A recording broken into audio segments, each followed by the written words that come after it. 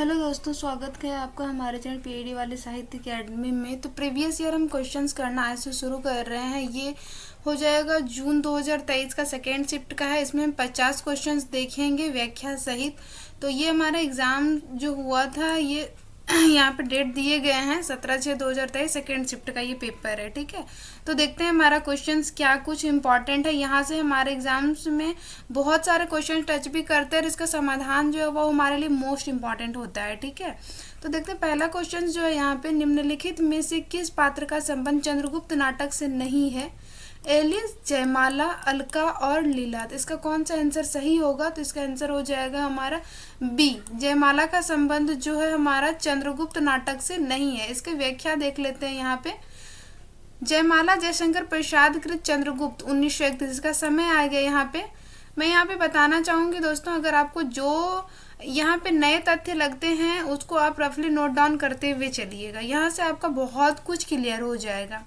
नाटक के पात्र नहीं है, यानी कि जयमाला जो है वो चंद्रगुप्त नाटक का पात्र नहीं है, जबकि एलिस, अलका, लीला, कल्याणी, सुवासिनी, मालविका और कर्नेलिया नीला चंद्रगुप्त नाटक के स्त्री पात्र हैं। अब बात करेंगे चंद्रगुप्त नाटक के पुरुष पात्र में कौन कौन आते हैं। तो चाणक्य आ जाएंगे, जिसका कि विष्णुगुप्त नाम है, इसे कौटिल्य भी कहते हैं। ठीक है, चंद्रगुप्त, वरुचि का दूसरा नाम है कात्यायन, आम्भिक हो जाता है। उसके बाद सिंहरण, पर्वतेश्वर, जिसका कि दूसरा नाम है पोरस। ठीक है, सिकंदर, फिलिप्स, सेल्यूकस, दांडायन, गंधार, नरिस्त, ये सारे कुछ पुरुष पात्र के अंतर्गत आएंगे। अब देखेंगे चंद्रगुप्त नाटक के अंक कितने हैं। तो 4 अंक हैं। उसके बाद 44 दृश्य है। इसमें गीतों की संख्या कितनी है? 13 है, याद रखना। स्कंदगुप्त की बात करेंगे 1928, जयशंकर प्रसाद का ऐतिहासिक नाटक है। इस नाटक में कुल जो है 5 अंक हैं, 33 दृश्य हैं और 17 गीत हैं। इसको रफली नोट डाउन करते हुए चलिएगा। यहाँ से अगर आप टॉपिक कंप्लीट किए हैं तो रिवीजन भी हो जाएगा और जो इम्पोर्टेंट होगा वो आप रफली नोट डाउन कीजिएगा, तो वहाँ से आप दोबारा रिवीजन करके याद भी कर सकते हैं। अब स्कंदगुप्त नाटक के पुरुष पात्र की बात करेंगे तो कुमारगुप्त आ जाता है, पर्णदत्त, बंधुवर्मा, मातृगुप्त, प्रपंच बुद्धि, शर्वनाग, पुरुगुप्त, भक्टार, खिंगिल, प्रख्यात कीर्ति आदि आते हैं। स्त्री पात्र की बात करेंगे तो देवकी, अनंत देवी, जयमाला, देवसेना, विजया, कमला, रमा और मालिनी।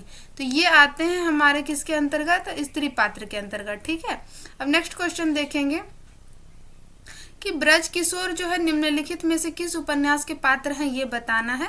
ऑप्शन है आपका देवरानी जेठानी की कहानी, परीक्षा गुरु, मानस का हंस और धरती धन्य अपना। इसका आंसर हो जाएगा दोस्तों परीक्षा गुरु। ब्रज किशोर लाल श्रीनिवास दास कृत परीक्षा गुरु, मतलब इसका समय दिया गया 1882, उपन्यास के पात्र हैं। इस उपन्यास के अन्य पात्र के अंतर्गत आपको देखना है मदन मोहन है, चुन्नी लाल है, शंभू दयाल है, वैजनाथ है और पुरुषोत्तम दास है। ठीक है, इसके बाद यहाँ बात करेंगे दोस्तों, इसमें 41 छोटे छोटे प्रकरण मतलब कि नाम दिए गए। यहाँ से भी हमारे कौन से प्रकरण के क्या नाम होते हैं, यहाँ से भी हमारे क्वेश्चंस बनते हैं, तो उसको भी आप तैयार कर लीजिएगा। अब बात करेंगे देवरानी जेठानी की कहानी। इसका ये उपन्यास है, लेकिन इसमें ये कहानी शब्द लगा हुआ है, लेकिन ये एक उपन्यास है। हमारे सिलेबस में भी लगा होगा, उम्मीद है आपको पता होंगे। ये 1870 ईस्वी। उपन्यास के लेखक कौन है? पंडित गौरीदत्त। अब बात करेंगे उपन्यास के प्रमुख पात्र में कौन कौन से आते हैं। तो सर्वसुख, पार्वती, सुखदेई, दौलतराम, छोटेलाल, ज्ञानो, आनंदी, मुंशी टिकट नारायण और हर सहाय, कावली। ठीक है, तो ये इसके प्रमुख पात्र में आते हैं। अमृतलाल नागर द्वारा रचित जीवनी परक उपन्यास के अंतर्गत आते हैं मानस का हंस, जो हमारे सिलेबस में ही है। सारे यहाँ पे सिलेबस से रिलेटेड ही उपन्यास को रखा गया है। सॉरी दोस्तों। गोस्वामी तुलसीदास के जीवन पर लिखा गया है कौन सा उपन्यास? मानस का हंस। धरती धन्य अपना का समय आता है 1872, जगदीश चंद्र द्वारा प्रकाशित इसका उपन्यास का ये समय है। इस उपन्यास में पंजाब के घोड़ेवाह, इसको याद रखना है, गांव का नाम, गांव के दलित समाज पर केंद्रित है। किस पे केंद्रित है? दलित समाज। और कहाँ के? पंजाब के घोड़ेवाह, इसको भी याद रखना है। ठीक है, अब धरती धन्य अपना के प्रमुख पात्र की बात करेंगे तो काली आ जाते, ज्ञानो, प्रतापी, जस्सो, मंगू मंगू चौधरी, फिर आते हैं बिशन दास आदि। ठीक है, नेक्स्ट हमारा क्वेश्चन है तीसरा नंबर। यहाँ पे इसके ऑप्शंस भी दिए गए, मैं इसको थोड़ा छोटा कर लूँ, आप लोगों को एक बार में दिखेगा क्लियरली। व्योमकेश दरवेश की बात करेंगे, यहाँ पे मिलान करना है सूची 1 को सूची 2 से। विष्णु प्रभाकर, कलम का जादूगर काशीनाथ सिंह, घर का जोगी जोगड़ा विश्वनाथ त्रिपाठी, आवारा मसीहा मदन गोपाल। तो यहाँ पे आपके ऑप्शन दिए गए हैं, आप यहाँ विकल्प को चुनिए कौन सा सही होगा। इसका सही आंसर हो जाएगा दोस्तों बी नंबर जो यहाँ पे दिए गए हैं। ठीक है, तो इसका यहाँ पे समाधान में ही देख लेते हैं क्या कुछ है किसका। तो व्योमकेश दरवेश बात करेंगे तो ये विश्वनाथ त्रिपाठी का है। कलम का मजदूर से बात करेंगे तो ये हो जाएगा हमारा मदन गोपाल। घर का जोगी जोगड़ा काशीनाथ सिंह। आवारा मसीहा विष्णु प्रभाकर का है। ठीक है, नेक्स्ट क्वेश्चन है हमारा चौथा नंबर। बच्चन सिंह किस कहानी का पात्र है? बताना ईदगाह अमृतसर आ गया उसने कहा था और राजा निर्बंसिया। तो आंसर हो जाएगा हमारा डी, ये राजा निर्बंसिया से संबंधित है ये पात्र। राजा निर्बंसिया कहानी का समय आ जाता है 1957 कमलेश्वर द्वारा रचित ये कहानी है। अब बात करेंगे दोस्तों इसके प्रमुख पात्र में आते हैं बच्चन सिंह, जगपति, दयाराम इम्पॉर्टेंट है काफ़ी ये सारे पात्र, चंदा और भटियारे। प्रेमचंद द्वारा रचित कहानी ईदगाह है 1933 ईस्वी में। इसका प्रमुख पात्र कौन है? हामिद है। ठीक है, यह कहानी सर्वप्रथम चांद पत्रिका में प्रकाशित हुई है। ठीक है, भीष्म सायनी की बात करेंगे। कृत अमृतसर आ गया ये पटरियां कहानी संग्रह में 1973 ईस्वी में संग्रहित है। यह कहानी देश विभाजन पर आधारित है। अब नेक्स्ट क्वेश्चन देखेंगे, 5वां नंबर हमारा आता है। तुमने इतने दिन मुझे जिस प्यार से रखा माँ भी न रखती, भगवान मुझे फिर जन्म दे तो तुम्हारी कोख से दे, यही मेरी अभिलाषा है। गोदान उपन्यास में यह कथन किस पात्र ने कहा है? सिलिया, झुनिया, रूपा और सोना। तो इसका आंसर क्या हो जाएगा दोस्तों? ये कौन कहती है जो उसकी मतलब पतहू बनती है वो है झुनिया, ऑप्शन नंबर बी। उसी कोटेशन को यहाँ रिपीट किया गया है। गोदान उपन्यास 1936 ईस्वी में प्रेमचंद द्वारा रचित उपन्यास है। इस उपन्यास में किसान जीवन की महागाथा एवं ऋण की समस्या का अंकन किया गया है। इस उपन्यास के प्रमुख पात्र में आते हैं होरी, धनिया, झुनिया, गोबर, रूपा, सोना, भोला, हीरा, दाता दीन, मेहता और यहाँ पे मालती वगैरह का नाम होगा दोस्तों जो छूट गया है। कहने का मेरा यहाँ तात्पर्य ये है कि गोदान उपन्यास में जितने भी ग्रामीण पात्र आते हैं, शहरीय पात्र आते हैं, गौण पात्र आते हैं, प्रमुख पात्र आते हैं, उस सारे पात्रों को एकदम रट के तैयार कर लेना, यहाँ से आपके क्वेश्चंस बनेंगे ही। ठीक है दोस्तों, नेक्स्ट हमारा क्वेश्चन है 6ठा नंबर। उत्तर प्रदेश सरकार द्वारा 31 जुलाई 1947 को गठित देवनागरी लिपि सुधार समिति के अध्यक्ष कौन थे? पंडित रामशंकर द्विवेदी, पंडित चंद्रशेखर शास्त्री, आचार्य नरेंद्र देव, डॉक्टर धीरेन्द्र वर्मा। इसका आंसर हो जाएगा दोस्तों ऑप्शन नंबर सी। कौन थे? आचार्य नरेंद्र देव। इस समिति में कुल 9 बैठक हुई तथा समिति ने 25 मई 1949 ईस्वी को अपनी रिपोर्ट प्रस्तुत की। उत्तर प्रदेश सरकार द्वारा गठित लिपि सुधार परिषद की बैठक की अध्यक्षता तत्कालीन उपराष्ट्रपति कौन थे उस वक्त? डॉक्टर सर्वपल्ली राधाकृष्णन ने की थी। ये भी इम्पोर्टेंट हो जाएगा, इसको भी इम्पोर्टेंट करके लिख लीजिएगा।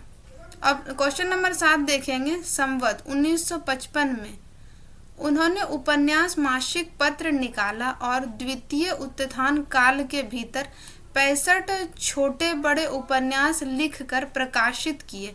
आचार्य शुक्ल का यह कथन किस उपन्यासकार के बारे में है?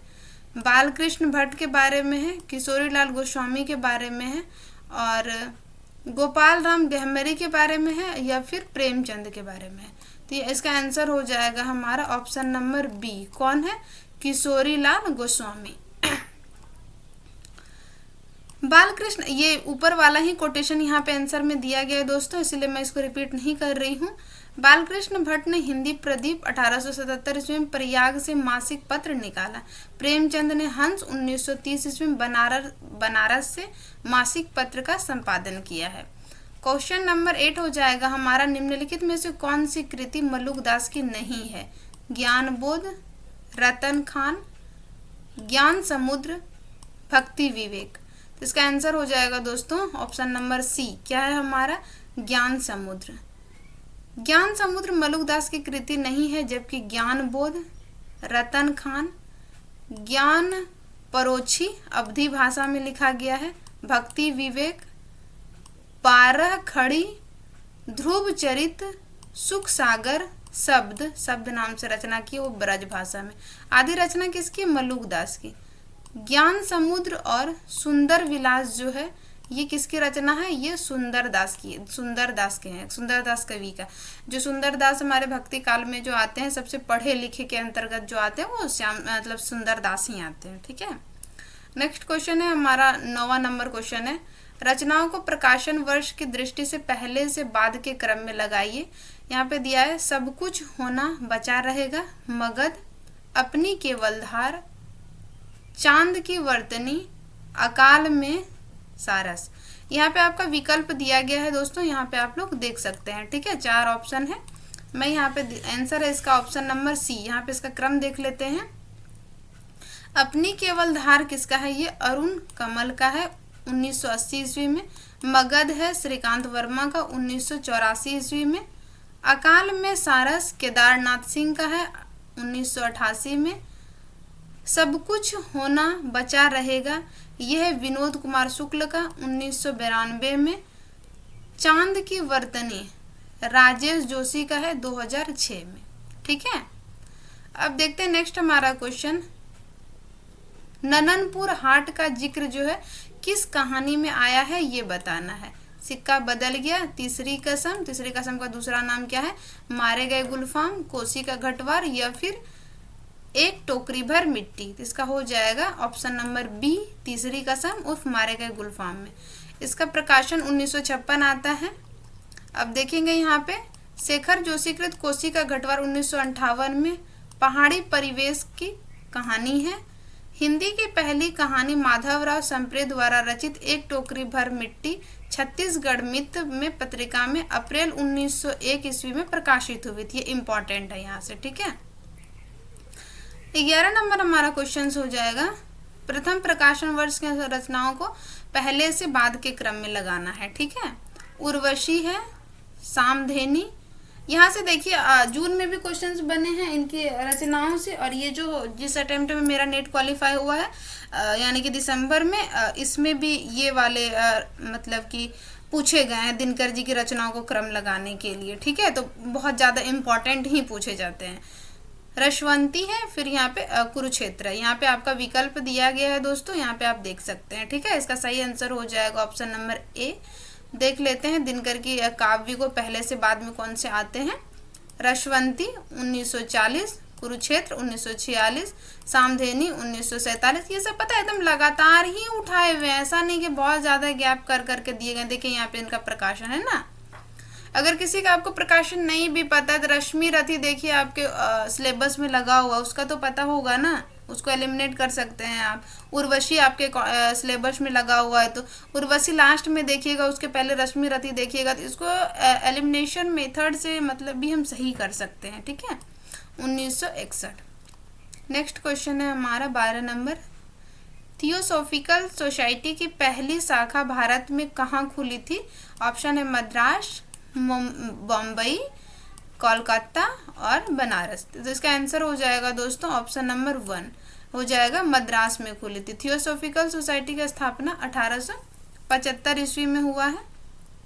इसके संस्थापक जो हैं यहाँ पे दिए गए हैं। अब नेक्स्ट हमारा क्वेश्चन है ऑप्शन नंबर 13। यहाँ पे रीजन असर्शन है, इसको देख लीजिएगा। अभिकथन बोल रहा है आचार्य हजारीप्रसाद द्विवेदी के अनुसार नाखून का बढ़ना मनुष्य की उस अंध सहजात वृत्ति का परिणाम है जो उसके जीवन में सफलता ले आना चाहती है, उसको काट देना उस स्वनिर्धारित आत्मबंधन का फल है जो उसे चरित्रार्थता की ओर ले जाती है। तो यहाँ पे ये हमारा अभिकथन दिया था, यहाँ हमारा कारण दिया गया यानी कि सेशन दिया गया है। आचार्य हजारीप्रसाद द्विवेदी को संदेह है कि शायद ही ऐसा दिन आएगा जब मनुष्य अपनी आसुरी वृत्तियों का परित्याग कर देगा और समस्त संसार हिंसा, घृणा और छीना झपटी के विषाक्त वातावरण से मुक्त हो जाएगा। तो यहाँ पे आपका ऑप्शंस दिए गए हैं, विकल्प चुनना है, ए और आर दोनों सही।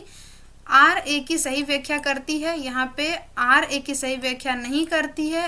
ए सही है, आर सही नहीं है, ए सही नहीं है, आर सही है। तो इसका आंसर क्या हो जाएगा दोस्तों?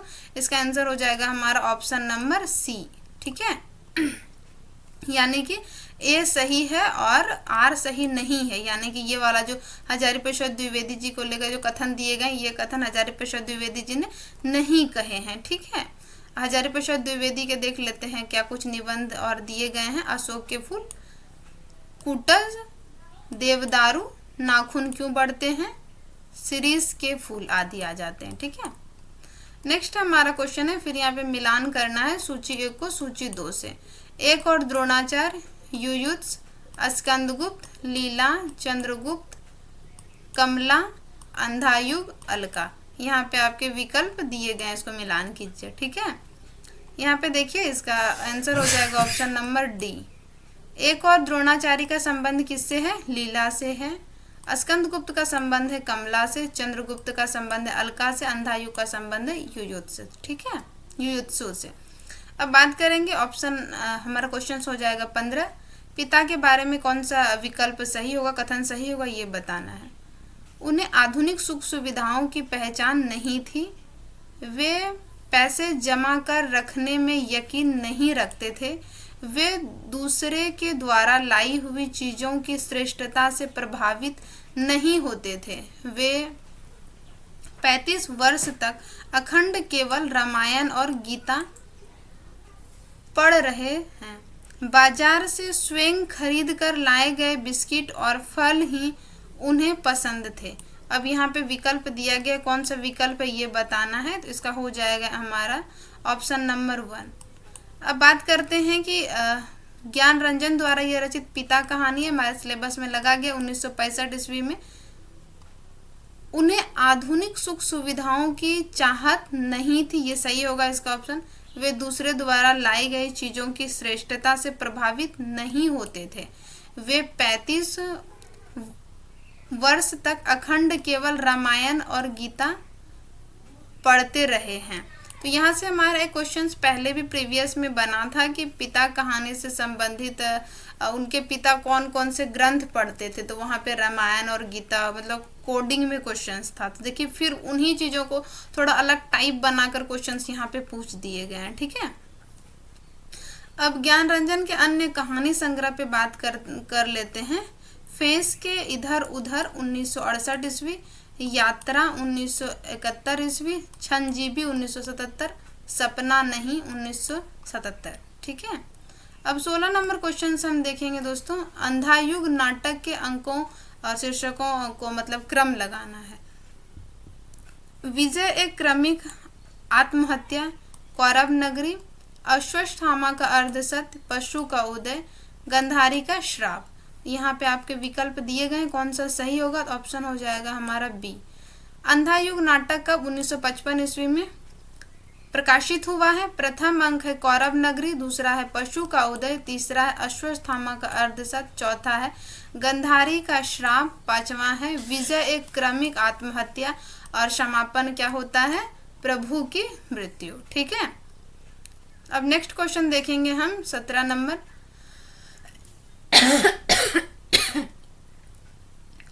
चंद्रदेव से मेरी बातें कहानी में निम्नलिखित में से व्यंग्य किया गया है, किस पे ये बताना है? अंग्रेजी की पक्षपाती नीति पर, प्लेग की विजय प्राप्त न कर पाने वाली चिकित्सा व्यवस्था पर, कृष्ण पक्ष के चंद्रमा पर, लॉर्ड कर्जन की नीति पर, यातायात के साधनों की उपलब्धता पर। तो यहाँ पे आपके विकल्प दिए गए हैं, कौन कौन से होंगे आपको यहाँ बताना है। यहाँ पे आप लोगों ने उम्मीद है यहाँ से चीटिंग कर लिया होगा।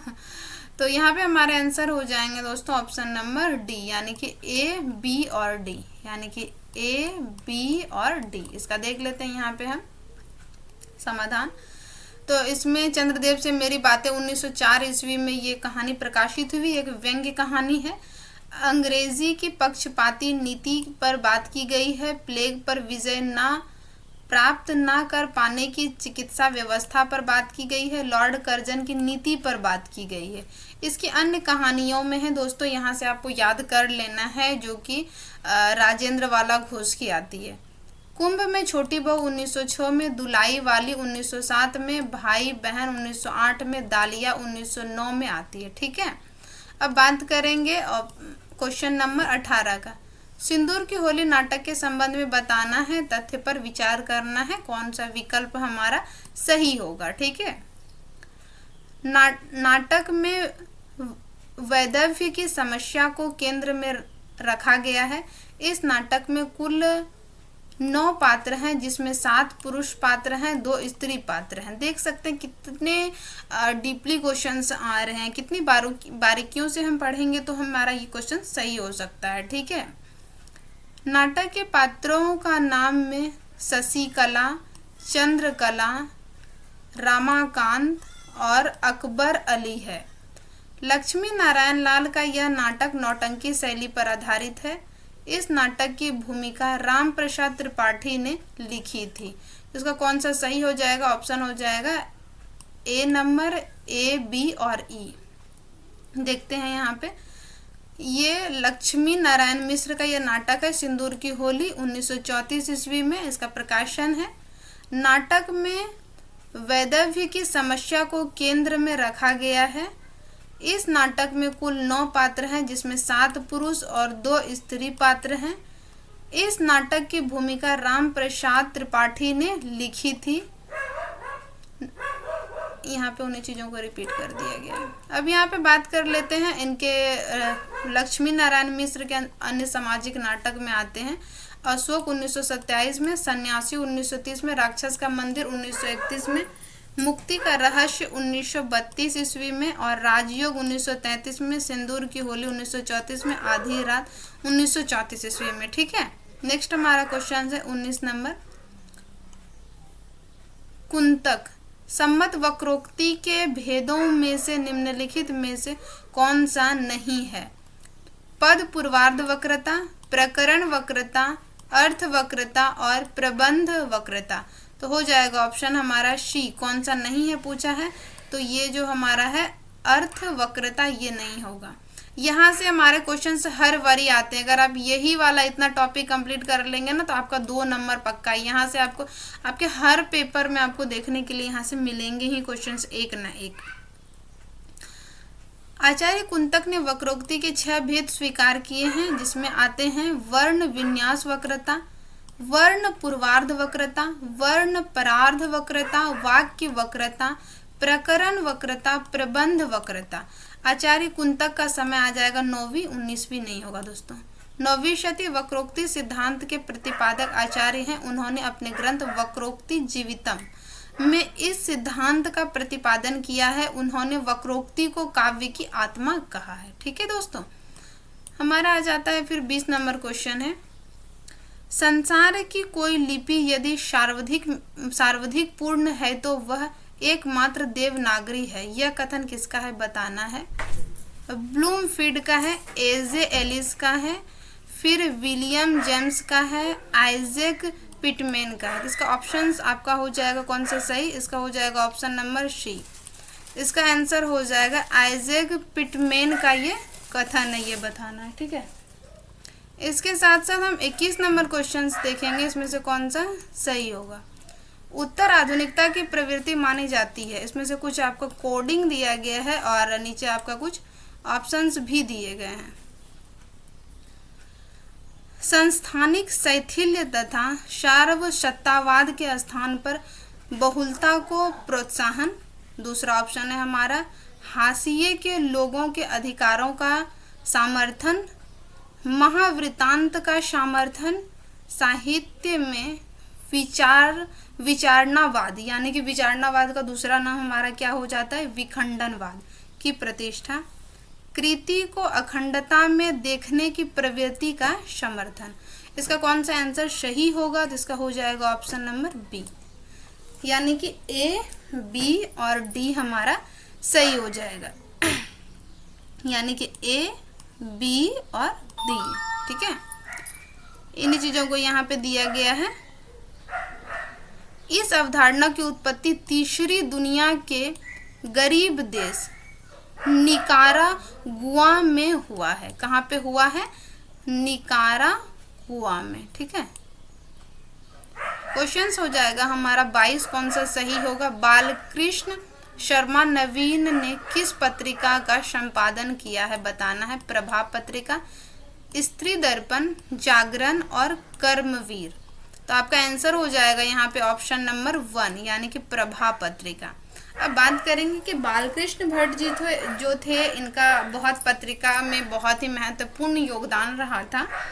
तो बालकृष्ण शर्मा नवीन की बात करेंगे, भट्ट नहीं है फ्रेंड्स, सॉरी। बालकृष्ण शर्मा नवीन ने प्रभाव पत्रिका का संपादन कानपुर से 1921 से मतलब कि 23 तक के दौरान में किया था, तथा गणेश शंकर विद्यार्थी की मृत्यु के पश्चात 1931 ईस्वी में इन्होंने प्रताप के प्रधान संपादक का भी उत्तरदायित्व संभाला। स्त्री दर्पण पत्रिका की शुरुआत रामेश्वरी नेहरू ने 1909 में इलाहाबाद से किया, और जागरण समाचार पत्र का संपादन जो है वो शिवपूजन सहाय ने 1982 से किया है, जिसका प्रकाशन बनारस से साप्ताहिक होता था, यानी कि ये जो जागरण था ये साप्ताहिक पत्रिका के रूप में निकलती थी। अब बात करेंगे कर्मवीर का स्थापना जो है, संपादन किसने किया है, तो वो माखनलाल चतुर्वेदी ने किया है, माधवराव संपरे ने किया है। इन माखनलाल चतुर्वेदी और माधवराव संपरे दोनों ने मिलकर किया था। कब, 1924 में। और ये कहाँ से निकलती थी, जबलपुर से, और ये साप्ताहिक थी।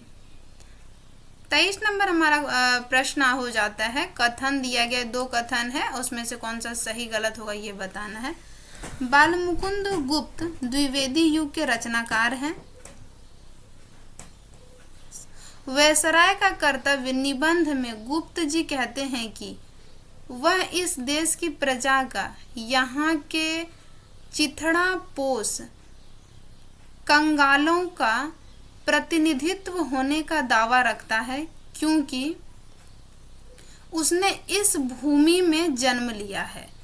तो कथन और दिया गया 1 सही, 2 दोनों सही, 1 और 2 दोनों सही। कथन 1 और 2 दोनों गलत, 1 सही, दूसरा गलत है, 1 गलत है, दूसरा सही है। कौन सा सही होगा, तो हो जाएगा ऑप्शन नंबर हमारा ए। कौन सा, दोनों सही है हमारा यहाँ पे जो दिया गया है। उपयुक्त कथन बालमुकुंद गुप्त के निबंध शिव शंभू का चिट्ठा से, जिसका प्रकाशन कब हुआ था, 1904 से 5 में, किसमें हुआ था, भारत मित्र पत्रिका में हुआ था। बालमुकुंद गुप्त के निबंध गुप्त निबंधावली शीर्षक से प्रकाशित हुए, यानी कि सभी निबंधों का जो एक जगह संकलित कर दिया गया है। जैसे कि प्रेमचंद की कहानियों को अगर हम बात करेंगे, उनके 300 कहानियां, उनके कहानियों को किसमें, मानसरोवर में संकलित किया गया है ना, तो उसी तरह इनके निबंधों को भी गुप्त निबंधावली शीर्षक से संपादित किया गया है। क्वेश्चन नंबर हमारा 24 हो जाएगा। कविता करना अनंत पुण्य का फल है। इस दुराशा और अनंत उत्कुंठा के कवि जीवन व्यतीत करने की इच्छा हुई। संसार के समस्त अभावों को असंतोष कहकर हृदय को धोखा देता रहा, परंतु कैसी विडंबना, लक्ष्मी के लालों का भूभंग और क्षोभ की ज्वाला के अतिरिक्त मिला क्या। यह कथन स्कंदगुप्त नाटक में किसका है, ये बताना है। मुदगल, कुमारगुप्त, मातृगुप्त और पर्णदत्त। तो इसका हो जाएगा आंसर हमारा सी। ये कथन किसका है, ऊपर जो है ये मातृगुप्त का कथन है। अब बात कर लेंगे स्कंदगुप्त नाटक किसका है? जयशंकर प्रसाद का 1928 ईस्वी में इसका प्रकाशन है। यह ऐतिहासिक नाटक है जिसमें कि गुप्त वंश के 11 वर्षों के इतिहास का वर्णन किया गया है। इस नाटक में 5 अंक और 33 दृश्य हैं। प्रमुख पात्र की बात करेंगे तो स्कंदगुप्त, कुमारगुप्त, पर्णदत्त, बंधुवर्मा, मातृगुप्त, प्रपंच बुद्धि, सर्वनाग, भट्टार, खिंगिल, प्रख्यात कीर्ति, देवकी, अनंत देवी, जयमाला, देवसेना, विजया, कमला, रमा और मालिनी इसके प्रमुख पात्र में आते हैं। अब देखेंगे नेक्स्ट क्वेश्चन हमारा है 25। निराला की कविताएं दी गई है कुछ पंक्ति, और ये किससे संबंधित है, कौन सा विकल्प सही होगा ये बताना है यहाँ पे, ठीक है। पान मैं ही चुना, यह कुकुरमुत्ता कविता से है। वह हंसी बहुत कुछ कहती है, यह पंक्ति बांधो नाना इष्ठाओं बंधु से है। ये दो तो आपके सिलेबस में ही लगा हुआ है। गरजो हे मंद्र व्रज स्वर, यह पंक्ति जो है वो बादल राग से है। फिर हमारा है डी नंबर ऑप्शन। रिजु कुटिल प्रसार कामी केस गुच्छ, यह पंक्ति जो है जागो फिर एक बार कविता से आई है। अरे ऑप्शन नंबर ई है। अरे वर्ष के हर्ष, यह पंक्ति जो है गर्जन से भार दो वन कविता से आई है। तो इसका कौन सा विकल्प यहाँ पे दिया गया है, आपको बताना कौन सा सही होगा। तो हो जाएगा ऑप्शन नंबर सी हमारा ए, बी और डी, यानी कि ए ये कुकुरमुत्ता से है, बी ये हो जाएगा बांधो नौना इष्ठाओं से है, उसके बाद डी यानी कि ये जो दिया है रिजु कुटिल प्रसार वाला, ये किससे आई है, ये जागो फिर एक बार से, ठीक है। अब यहाँ देख लेते हैं इसकी कुछ व्याख्या हम। सूर्यकांत त्रिपाठी निराला के संबंध में कौन सा कथन सत्य कथन है, ये है। पान मैं ही चुना, यह पंक्ति कुकुरमुत्ता कविता की है और जिसका प्रकाशन 1942 में हुआ है। वह हंसी बहुत कुछ कहती है, यह पंक्ति बांधो न इष्ठा बंधु से लिया गया है, कविता है, गीत भी कहा जाता है उसे।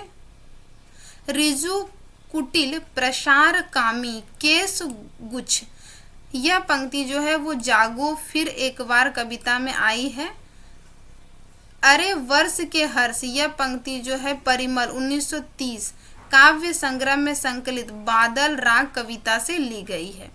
निराला के अन्य कृतियों की बात करेंगे दोस्तों तो इसमें आ जाएगा अनामिका 1923 में, परिमल 1930 में, गीतिका 1936 में, तुलसीदास 1930 में। याद रखना ये तुलसीदास इनके रचना का नाम है, ऐसा नहीं ना कि तुलसीदास मतलब कवि जो रहे उनका है, ठीक है।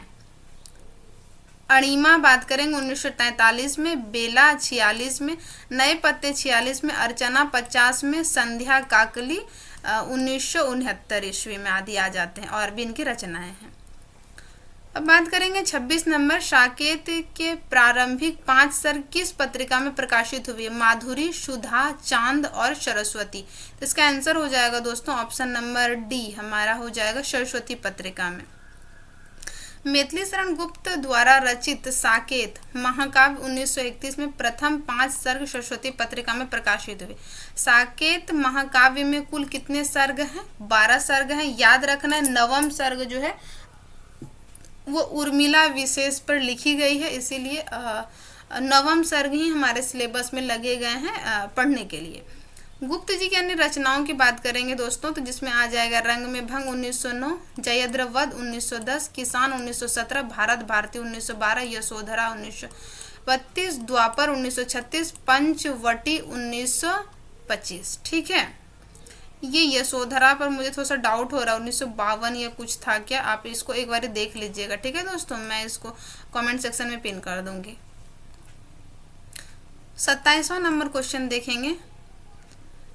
दिन के उजाले में वह गवाह थी, मुजरिम थी, हर चीज का उससे तकाजा, अब इस अकेलेपन में कोई गिला नहीं, उलाहना नहीं, सब खिंचातानी खत्म हो गई है। जो अपना है वो बिल्कुल अपना सा हो गया है, जो अपना नहीं है उसका दुख नहीं। अपनाने की फुर्सत नहीं, यह उदाहरण किस कहानी से लिया गया है बताना है। आकाशद्वीप, अपना अपना भाग्य, परिंदे और सिक्का बदल गया है। तो 27 नंबर का आंसर हो जाएगा दोस्तों हमारा ये ऑप्शन नंबर सी, यानी कि परिंदे से लिया गया है। ठीक है। निर्मल वर्मा कृत परिंदे 1960 ईस्वी में कहानी, इससे उदाहरण लिया गया है।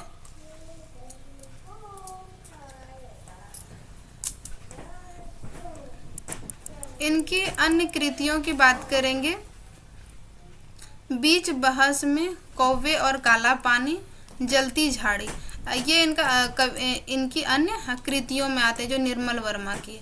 सिक्का बदल गया, अब दूसरा ऑप्शन से संबंधित यहाँ पे तथ्य दिए गए। 1948 ईस्वी में कृष्णा शॉवती की कृति है, यह कहानी देश विभाजन पर आधारित। आकाशद्वीप 1928 ईस्वी में जयशंकर प्रसाद कहानी संग्रह है। अपना अपना भाग्य किससे है, ये जैनेन्द्र की कहानी है। ठीक है। ये देखिए आप यहाँ पे एक चीज नोटिस कर पा रहे होंगे, मैंने यहाँ पे 27 क्वेश्चंस कराए हैं। आपकी सारी जो रचनाएं वगैरह दी गई है वो आपके सिलेबस से ही यहाँ पे लिए गए हैं।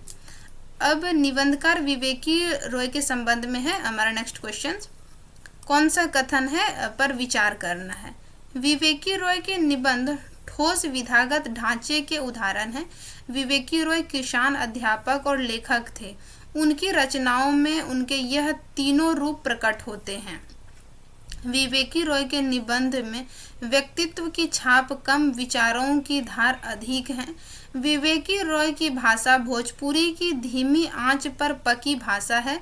इसमें खड़ी बोली का व्याकरण है, पर छौंक बघार सब भोजपुरी का है। ठीक है। विवेकी रॉय के निबंध राष्ट्र के प्रति उनकी चिंताओं और सरोकारों का प्रतिफलन है। ऑप्शन दिए गए आपके विकल्प हैं यहाँ पे, देख लीजिए कौन सा आपका सही होगा। यहाँ पे तो हो जाएगा ऑप्शन नंबर हमारा बी, जिसमें दिया गया है बी डी ई, यानी कि ये हो गया हमारा बी डी और ई, ये इसके बारे में सही विकल्प चुनना था। ठीक है।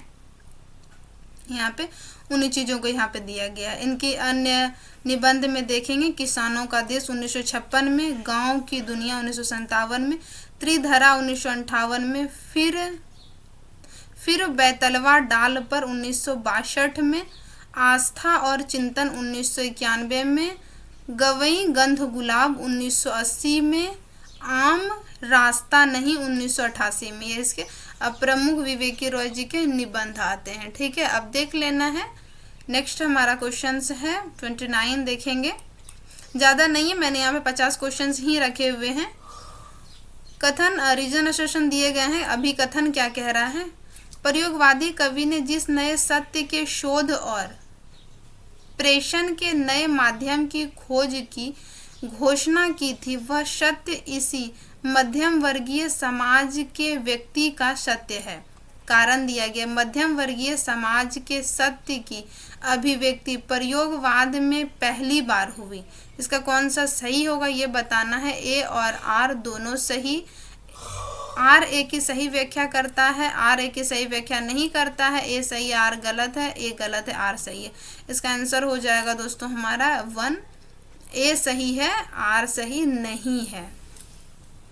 आर क्यों नहीं सही है उसको देखते हैं। यहाँ पे प्रगतिशील लेखक संघ की स्थापना अप्रैल 1936 ईस्वी में लखनऊ में हुए। इसके प्रथम अध्यक्ष कौन थे? मुंशी प्रेमचंद थे।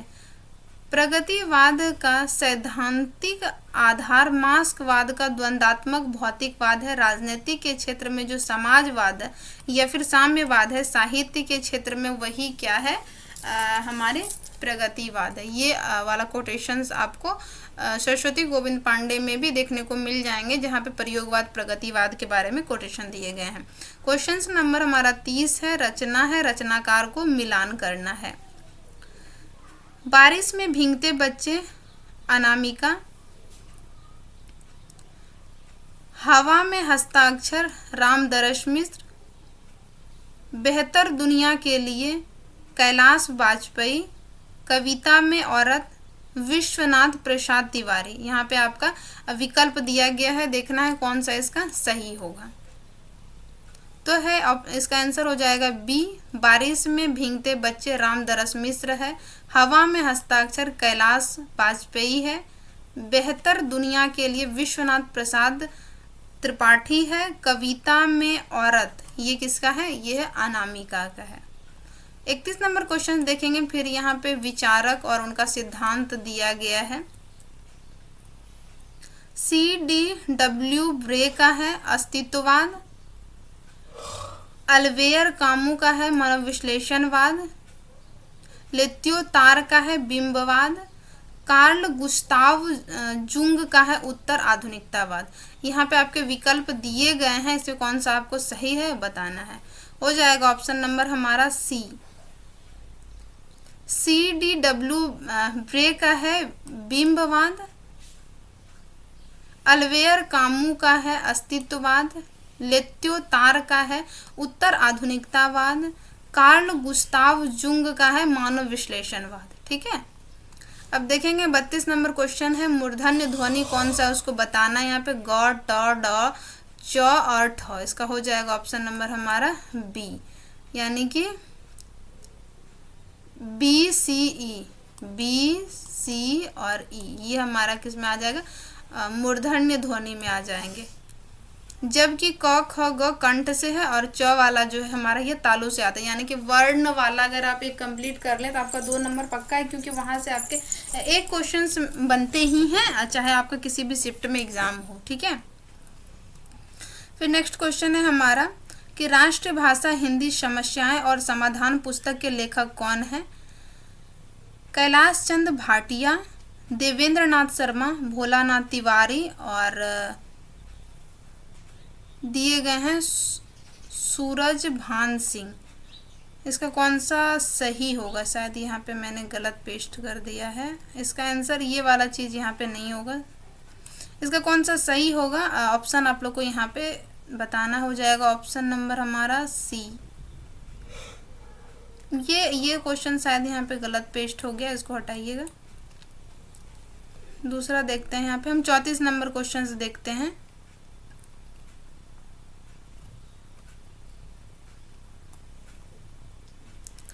संस्कृति और सौंदर्य निबंध मूलतः निम्न में से किस रचनाकार पर आधारित है।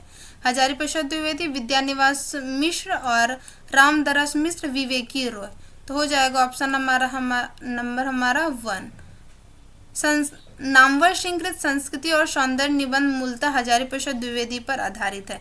नामवर सिंह की अन्य कृतियों में है फागुनी शाम, आलोचना की संस्कृति और संस्कृति की आलोचना, साहित्य की मुक्ति का, कछुआ धर्म आदि इनके आ जाते हैं नामवर सिंह के। अब देखेंगे 35 नंबर हमारा क्वेश्चन है। हमारे हिंदुस्तानी लोग तो रेल की गाड़ी हैं, यद्यपि फर्स्ट क्लास आदि गाड़ी बहुत अच्छी हैं और बड़े बड़े महसूल की इस ट्रेन में लगी है, पर बिना इंजन सब नहीं चल सकती। वैसे भी हिंदुस्तानी लोग को कोई चलाने वाला हो तो वे क्या नहीं कर सकते हैं। यह किस निबंध का जो है उदाहरण है ये बताना है। दिल्ली दरबार दर्पण, भारत उन्नति कैसे हो सकती है, शिव मूर्ति और शिव शंभू के चिट्ठे। तो आपको पता है ये भारतेंदु जी से संबंधित ये कोटेशन है, तो इसका हो जाएगा ऑप्शन नंबर बी हमारा, भारत उन्नति कैसे हो सकती है। भारतेंदु जी ने जो भाषण दिए थे उसी से लिए गए हैं ये। भारत उन्नति कैसे हो सकती है 1884 ईस्वी में निबंध, इसका प्रकाशन है दिल्ली दरबार दर्पण 1858। भारतेंदु का निबंध है शिव मूर्ति प्रताप नारायण का है और शिव शंभू के चिट्ठे बाल मुकुंद गुप्त का है। ठीक है, नेक्स्ट हमारा क्वेश्चन आता है 36 नंबर। काव्य शब्दोदय गुण अलंकार संस्कृतियों शब्दार्थियों वर्तते, ये किसका कथन है। भामा, वामन, मम्मट, वामन और विश्वनाथ। तो इसका हो जाएगा ऑप्शन नंबर हमारा शी, यानी कि ये कथन किसका है, वामन का है। ठीक है, वामन शब्दोर्थ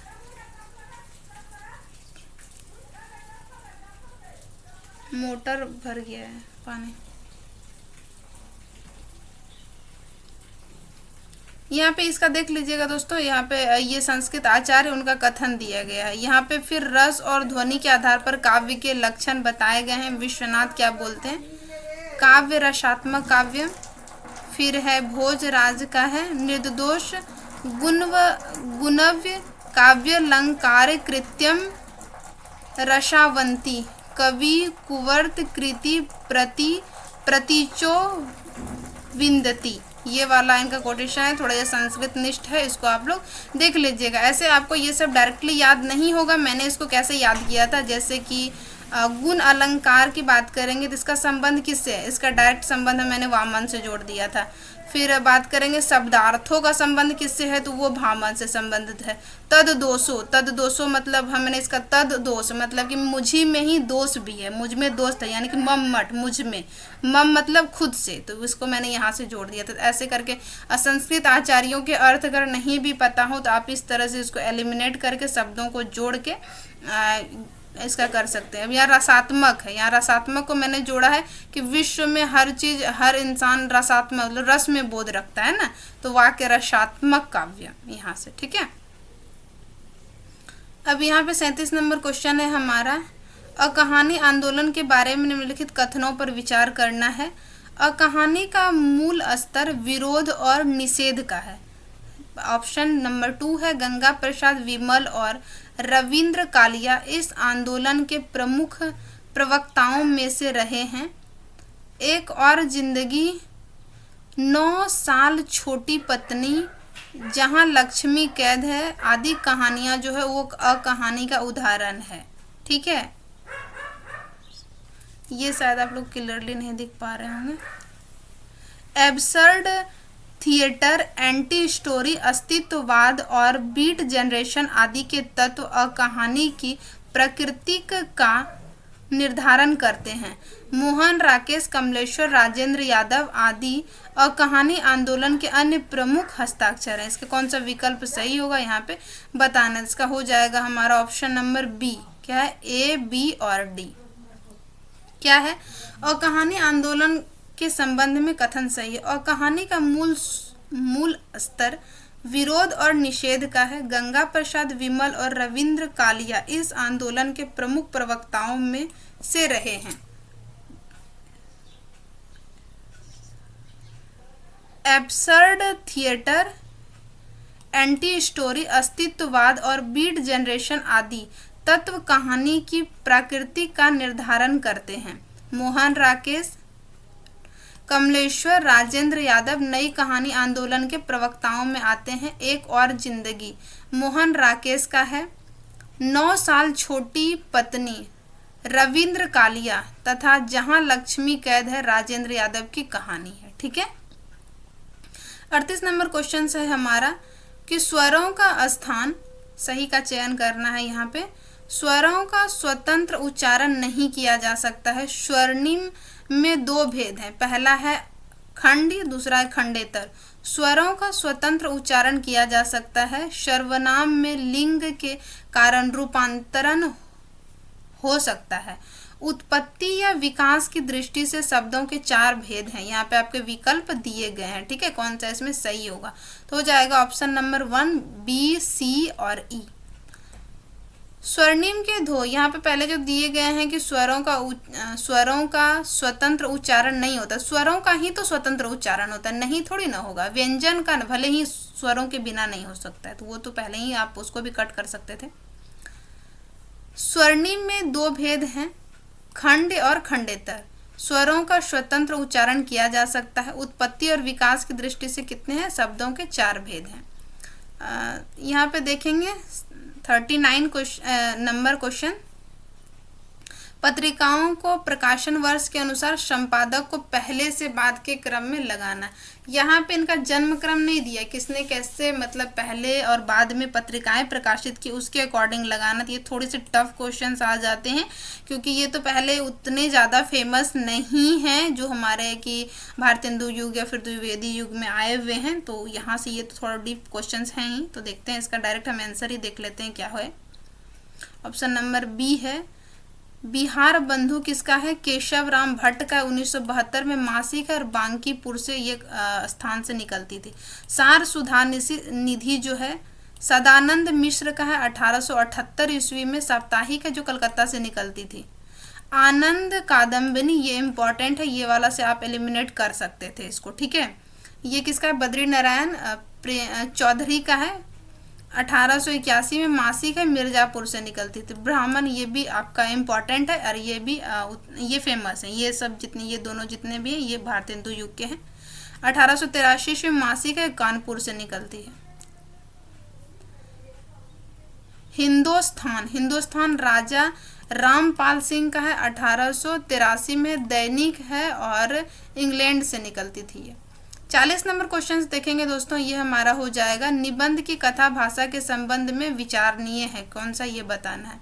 राग दरबारी उपन्यास में शब्द क्रीड़ा, श्लेष और बिंबों का व्यंग्यार्थ प्रयोग है। वान भट्ट की आत्मकथा की भाषा अलंकारहीन और तत्सम रहित है। मैला आंचल में भाषिक मस्खरेपन का नाटकीय प्रयोग है। शेखर एक जीवनी, बिंबों की दार्शनीय भाषिक छवियां है। झूठा सच उपन्यास की भाषा है काव्यात्मक। तो इसका कौन सा विकल्प सही होगा? तो हो जाएगा ऑप्शन नंबर हमारा 1 ACD। ACD में क्या आता है देख लेते हैं। यहाँ पे हम श्रीलाल शुक्ल कृत राग दरबारी उपन्यास में शब्द क्रीड़ा, श्लेष और बिंब का व्यंग्यार्थ प्रयोग हुआ है। फणीश्वर नाथ रेणुकृत मैला आंचल। इसका प्रकाशन वर्ष जरूर देख लेना, 1978, 1954। शेखर एक जीवनी का देख लेना। वान भट्ट की आत्मकथा झूठा सच, क्योंकि ये आपका सिलेबस में लगा हुआ है और मैंने पहले भी सिलेबस को अच्छे से उसमें क्या क्या प्रकाशन वर्ष आता है इसको लेकर मैंने क्लास बना दी। अगर आप लोगों ने नहीं देखे तो चैनल पर जाके देख सकते हैं, ठीक है। क्योंकि आप अगर सिलेबस को तैयार करते हैं ना दोस्तों, तो आपका 20% जो है तैयारी ना वहीं से हो जाता है, उनका प्रकाशन वर्ष किस पत्रिका में, ये सब चीज को लेकर। अज्ञेयकृत शेखर एक जीवनी उपन्यास में बिंबों की दर्शनीय भाषिक छवियां है। वान भट्ट की आत्मकथा भाषा संस्कृत निष्ठ काव्यात्मक एवं अलंकृत है। यशपाल का झूठा सच उपन्यास देश विभाजन पर आधारित है। अब देखेंगे यहाँ पे 41 नंबर हमारा क्वेश्चन हो जाएगा। क्रम लगाना है रचना का। रस गंगाधर, चंद्रालोक, साहित्य दर्पण, काव्यानुशासन और रस मीमांसा। ऑप्शन आपके यहाँ पे विकल्प दिए गए, कौन सा सही होगा ये बताना है आपको। इसका हो जाएगा यहाँ पे ऑप्शन नंबर C। क्या है? काव्यानुशासन किसका? हेमचंद का है, 12वीं शती में। चंद्रालोक जयदेव का है, 13वीं शती में। साहित्य दर्पण विश्वनाथ का 14वीं शती के पूर्वार्ध में। ध्यान रखना है इसको, पूर्वार्ध और उत्तरार्ध, यानी कि जो पहले आ जाते हैं उसे पूर्वार्ध बोलते हैं, जो बाद में आते हैं यानी कि 14वीं शती के जो बाद में आते हैं उत्तरार्ध में आते हैं। तो इसी तरह इसका याद रखना है इसको। रस गंगाधर पंडित राज जगन्नाथ का है, 17वीं शती। रस मीमांसा आचार्य रामचंद्र शुक्ल का है, 9वीं शती का है, ठीक है। अब देखेंगे 42 नंबर हमारा क्वेश्चन है कि निम्नलिखित में से हिंदी भाषा में सबसे पहले खेला गया मंचित नाटक कौन सा है? नाहुस, शकुंतला, विद्यासागर और जानकी मंगल। तो हो जाएगा जानकी मंगल जो है वो पहला खेला गया मंचित नाटक है। हिंदी भाषा का सबसे पहले खेला गया मंचित नाटक शीतला प्रसाद त्रिपाठी किसकी है? जानकी मंगल शीतला प्रसाद त्रिपाठी का, जिसे 1868 ईस्वी में काशी में खेला गया था, जिसमें लक्ष्मण के अभिनय जो है भारतेंदु ने किया था। उसके बाद बात करेंगे गोपाल चंद गिरधर दास का नहुस, 1959 में। नाटक में भारतेंदु हरिश्चंद्र हिंदी का प्रथम नाटक माना जाता है। किसे? नहुस को। ये किसका है? भारतेंदु ने माना है किसका? गिरधर दास, यानी कि अपने पिता के नाटक को, इनका पिता था ये। शकुंतला नाटक 1862 ईस्वी में नाटक राजा लक्ष्मण सिंह का है, तथा विद्या सुंदर 1868 नाटक भारतेंदु हरिश्चंद्र का, यानी कि पहले जो मानता है इसको मानता है नहुस को, फिर शकुंतला को, फिर खुद अपना नाटक को मानता है। इस क्रम में भारतेंदु का ये चीज़ें आपको सरस्वती गोविंद पांडे से डायरेक्टली आपको वहाँ पे हेडिंग में ही जब आप नाटक वाला चीज़ों को पढ़िएगा ना, वहीं पे आपको ये चीज़ें दिख जाएंगी, ठीक है। नेक्स्ट हमारा क्वेश्चन है 43। बेनी उपन्यास और उनके पात्रों को मिलान करना है। बेनी माधव गोदान, पटेश्वरी, मैला आंचल, सकल द्वीप, झूठा सच, नरोत्तम दास, मानस का हंस। इसका आंसर हो जाएगा हमारा पात्र है, यहाँ पे उपन्यास है और यहाँ पे रचनाकार है। बेनी माधव का संबंध मानस का हंस से। इसमें एक चीज मिसिंग है, वो इसका प्रकाशन वर्ष, जो बहुत इंपॉर्टेंट है, इसको आप लोग यहाँ पे लिख के याद कर सकते हैं। अमृतलाल नगर का है। पटेश्वरी का संबंध जो है गोदान से है, प्रेमचंद का है। मैला अंचल 1954 में है और नरोत्तम का संबंध झूठा सच से है, यशपाल का है। झूठा सच आपका 1958 में आ जाएगा, इसको देख लीजिएगा एक बार। मैला अंचल 1954, गोदान 1936 और मानस का हंस 1972 आता है। ठीक है, तो ये चीजें आप वहां से इसको नोट डाउन कर सकते हैं। नेक्स्ट क्वेश्चन है हमारा 44, मिथक के बारे में कौन सा सही कथन है, ये इसको चुनना है यहाँ पे। ठीक है, तो देखते हैं।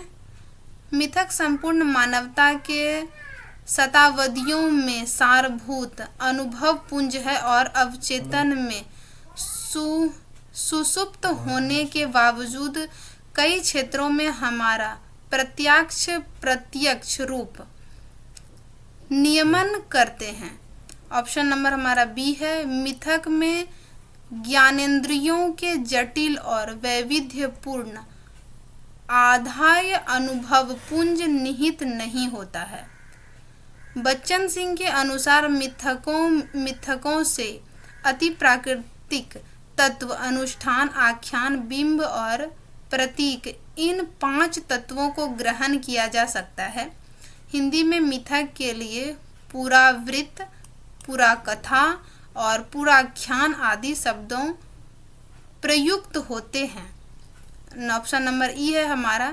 समाज शास्त्रियों के अनुसार मिथक सामाजिक व्यवस्था के संरक्षण तथा संचालन के लिए नहीं गढ़े जाते हैं। तो उसका विकल्प यहाँ पे दिया गया, कौन सा सही होगा, तो हो जाएगा ऑप्शन नंबर हमारा सी, जिसमें आता है हमारा ए, सी और डी। तो ये हमारा मिथक की विशेषता को लेकर यहाँ पे लिखे गए हैं। ये इसको एक बार जरूर से जरूर देख लीजिएगा कि मिथक शब्द की व्युत्पत्ति संस्कृत के आंग्ल भाषा में पाए जाते थे। ये सब कुछ को एक बार आप लोग रीड कर लीजिएगा, ये इम्पॉर्टेंट है। ठीक है, अब नेक्स्ट क्वेश्चन है हमारा 45 नंबर। कथन 1 कथन 2 बताना है। दांडी ने नैसर्गिक प्रतिभा, निर्मल शास्त्र ज्ञान और अमनद अभियोग का मतलब अभ्यास को काव्य का हेतु माना है। मम्मट के अनुसार शक्ति, निपुणता और अभ्यास काव्य रचना के हेतु हैं। तो इसका विकल्प यहाँ पे दिया गया है, दोनों सही है, दोनों गलत है, एक सही है, दूसरा गलत है, पहला गलत है, दूसरा सही है। इसका आंसर हो जाएगा ऑप्शन नंबर 1, यानी कि यहाँ पे दोनों सही है हमारा। दांडी ने नैसर्गिक प्रतिभा, निर्मल शास्त्र ज्ञान और अमनाद यानी कि अभियोग अभ्यास को काव्य का हेतु माना है। मम्मट के अनुसार शक्ति, निपुणता और अभ्यास क्या है, काव्य का हेतु है। तो दोनों कथन यहाँ पे सही है।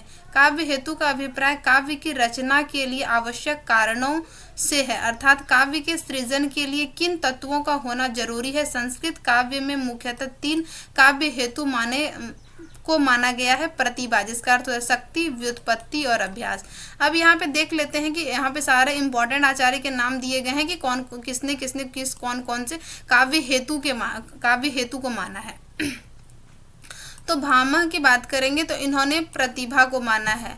दांडी ने प्रतिभा, शास्त्र ज्ञान और अभ्यास को माना है। रुद्रट ने कुंतक को माना है, शक्ति, व्युत्पत्ति और अभ्यास को माना है। वामन ने लोक यानी कि लोक व्यवहार, विद्या और प्रकीर्ण को माना है। जयदेव ने मूल प्रतिभा, जिसके अंदर व्युत्पत्ति, अभ्यास सहायक होते हैं। मम्मट ने शक्ति, निपुणता और अभ्यास को माना। हेमचंद्र ने केवल प्रतिभा को माना है और जगन्नाथ ने केवल प्रतिभा को माना है। ठीक है, अब 46 नंबर क्वेश्चन देखेंगे। भाषा के संबंध में कथनों पर विचार करना है। मानव भाषा में भूमिकाओं की परस्पर परिवर्तनीयता होती है। विविक्तता मानव भाषा का अभिलक्षण नहीं है। मानव भाषा यादृच्छिक होती है। भाषा द्वैता और अभिरचना की द्वैतता भी कहते हैं। स्थान और काल का अंतरण मानवेतर भाषा गुण है। तो ये बताना है कि भाषा के संबंध में कौन सा विकल्प सही है। तो इसका हो जाएगा हमारा ऑप्शन नंबर डी, ए, सी और ई। तो यहाँ पे इसके बारे में ये कोटेशंस काफ़ी लंबे दिए गए हैं, इसको आप लोग एक बार देख लीजिएगा, ठीक है। अभिलक्षण निम्नलिखित में से 9, 10 माने जाते हैं, जिसके अंतर्गत भाषा के अभिलक्षण में यादृच्छिकता है, फिर सृजनात्मकता होती है, अनुकरण ग्रहणता होती है। तो ये सब कुछ आप लोग देख सकते हैं। नेक्स्ट हमारा आ जाता है 47 नंबर क्वेश्चन है। प्रथम प्रकाशन वर्ष उपन्यासों को पहले से बाद के क्रम में व्यवस्थित करना है। यहाँ पे है भूले बिसरे चित्र, निरुपमा, अपने अपने अजनबी, कंकाल और मुर्दा घर। 47 नंबर। इसी का वहाँ पे गलत जो कॉपी पेस्ट हुआ था ये यही वाला क्वेश्चंस का वहाँ पे जाके हो गया था। इसका हो जाएगा ऑप्शन नंबर सी। क्या है? कंकाल किसका उपन्यास है? ये जयशंकर प्रसाद का है, ठीक है, 1929 ईस्वी। निरुपमा 1936 निराला जी का है। भूले बिसरे चित्र 1959। भगवती चरण वर्मा का अपने अपने अजनबी 1961 अज्ञे का है। और मुर्दा घर 1974 जगदम्बा प्रसाद दीक्षित का है। 48 नंबर क्वेश्चन हमारा आता है, ईश्वर को पाने का एकमात्र उपाय है कि उसे उसकी सृष्टि में देखा जाए और इस सृष्टि से एकात्म स्थापित किया जाए। यह कथन किसका है? रविंद्रनाथ टैगोर का है, फिर महात्मा गांधी का है और महर्षि अरविंद का है, बाल गंगाधर तिलक का है। ये हो जाएगा हमारा आंसर, सही हो जाएगा महात्मा गांधी का। ये महात्मा गांधी ने यहाँ पे ये ईश्वर को पाने को लेकर बहुत अच्छे से कोटेशन दिया है। इसको आप लोग एक बार जरूर इसका स्क्रीनशॉट लेके रीड डाउन कर लीजिएगा, ठीक है, पढ़ लीजिएगा इसको।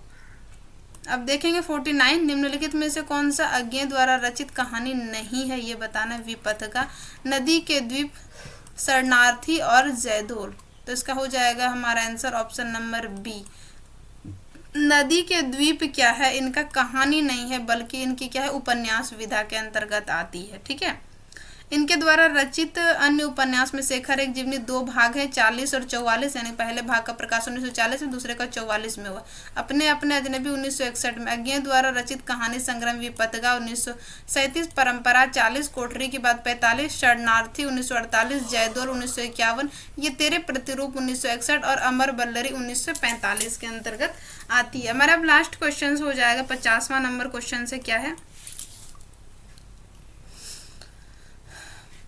राजनीति ही मनुष्य के लिए सब कुछ नहीं, राजनीति के पीछे नीति से भी हाथ ना धो बैठे, जिसका विश्व मानव के साथ व्यापक संबंध है।